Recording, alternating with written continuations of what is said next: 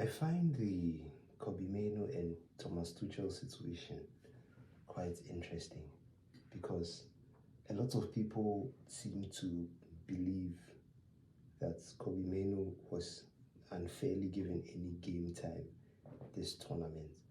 And um, I do feel similarly, but when you, it's not necessarily the fact that he wasn't given a single minute. It's more about who he played ahead of them. And one of the best ways that I think I've ever heard football coaches describe to me is it depends on what you want, right? And so again, like, for example, if you have a beautiful garden filled with roses and daisies and lilies and daffodils and whatever flowers you have, you call a gardener to come and take care of it. You call a gardener to come and take care of your hedges. You don't call a gardener to help you to grow tomatoes. You call a farmer. And that's the difference between, in my opinion, managers like Pep Guardiola, managers like Thomas Tuchel. Guardiola is a gardener, Thomas Tuchel is a farmer. Thomas Tuchel is somebody you bring in when you want to get over the line. He is somebody who will do it any way necessary, and he's a defensive manager who values, of course, he's very similar to Arteta in the sense that he values a lot of strength from his midfielders and he likes to cover spaces. He's very risk averse, right? He's very tactical, he's very in depth about his opponents. That's what he likes. Now, I felt like once England had gotten the first goal, they should have pushed on and tried to get a second and maybe a third.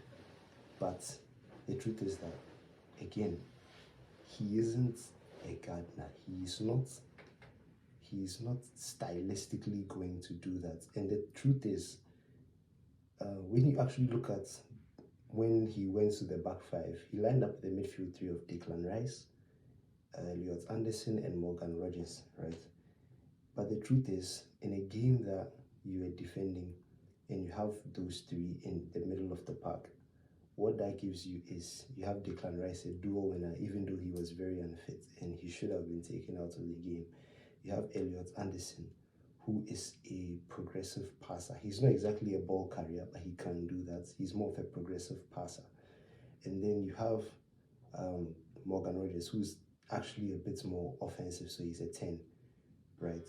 So he's supposed to make those runs for you, but he was probably spent from the work that he done all game, right? And what you realize with this three in midfield was that they were getting pulled all over the place because Argentina had the width, and so with Nico Gonzalez on one side, Molina, Messi, they were just getting stretched all over the place, and that's what led to him changing it to a 5-4-1. Now, my grievance with not bringing Kobe Mainoo on in this moment was that, in my opinion, I don't think he chose the best team to get the best out of Kobe Mainoo. Because if you take me back to that scenario again, where you have five centre backs, right? You have Jed Spence on one side, Reece James, Ezri Konsa. I think he had taken Reece James off. And he had Jed Spence and Ezri Konsa on that side. Jed Spence had proven to be quite comfortable with the ball, right? As Ezri Konsa is a half and half. I think if you made that midfield three, Elliot Anderson, Kobe Mainoo, and Adam Wharton, in the last 15 minutes of the game, Argentina would have touched the ball. But he didn't bring Adam Wharton, and there's not a single other midfielder in that England team that does what Adam Wharton can do. And I think that was the big difference. If you bring Mainoo on in that situation, right, Mainoo is good defensively, but that's not his thing. Mainoo isn't very good at defending large spaces. He's good at defending just enough to be good at defending. He's not tall too, so he would struggle a lot in the air. But if you had brought Mainoo on with somebody like Anderson and Wharton beside him, right, suddenly you have three guys who are very comfortable holding onto the ball and they can play it between themselves and they can win you a free kick or they can take you up the field. I believe that in that 5-3-2, the two up top were Kane and Bellingham. There was no pace in that front two, and it was exemplified by one run Bellingham had. I think at the time it was 1-1 when he carried the ball from his own half relatively deep into Argentina territory, but there was nobody around him. If you have again three midfielders who want the ball and are okay twisting and turning in whatever position they are, no matter how much blood pressure it gives you, suddenly Bellingham doesn't have to rush for it with the ball. He can give it to either of those three, knowing that they wouldn't be caught in possession and knowing that the pass could be bounced around in between them. And that's why I think the final with Spain will be really interesting, because Argentina have all the tools and all the experience to head Spain, and they have that fight in their mind that they are going to bring this home for Messi. They can change a game from nowhere. The whole Argentina team is a weapon, right? From their centre backs. You saw Lisandro Martinez doing bicycle kicks. Romero has scored at this tournament. Tagliafico and Nico Gonzalez, and the famous Montiel Molina switch up, right? Their whole team is meant is he Scaloni has more or less turned his team into like an arrow where everything points at goal. And I think Spain would be a team that you wouldn't expect to defend. They would simply just control the game from there. And so I'm quite curious.